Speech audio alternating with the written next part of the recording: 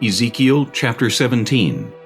And the word of the Lord came to me, saying, Son of man, pose a riddle, and speak a parable to the house of Israel, and say, Thus says the Lord God, A great eagle with large wings and long pinions, full of feathers of various colors, came to Lebanon, and took from the cedar the highest branch. He cropped off its topmost young twig, and carried it to a land of trade. He set it in a city of merchants. Then he took some of the seed of the land, and planted it in a fertile field. He placed it by abundant waters, and set it like a willow tree. And it grew, and became a spreading vine of low stature.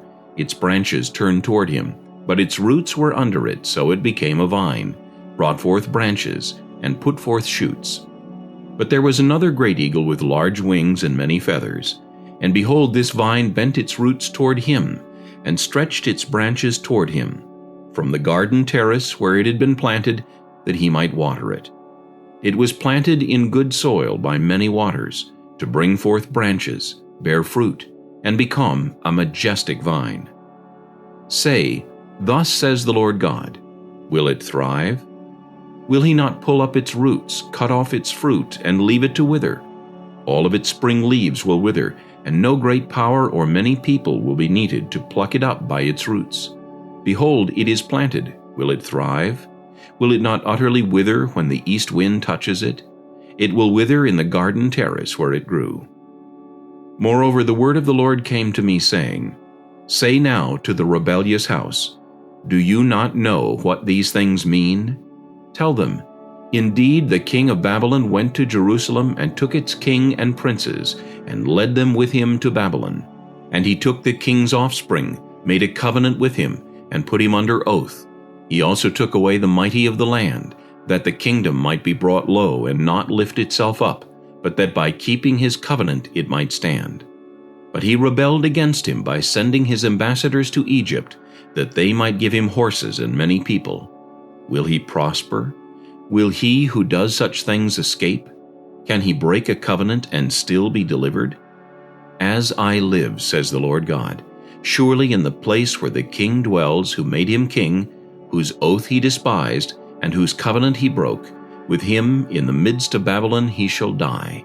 Nor will Pharaoh with his mighty army and great company do anything in the war when they heap up a siege mound and build a wall to cut off many persons. Since he despised the oath by breaking the covenant, and in fact gave his hand and still did all these things, he shall not escape. Therefore, thus says the Lord God, As I live, surely my oath which he despised, and my covenant which he broke, I will recompense on his own head. I will spread my net over him, and he shall be taken in my snare. I will bring him to Babylon, and try him there for the treason which he committed against me.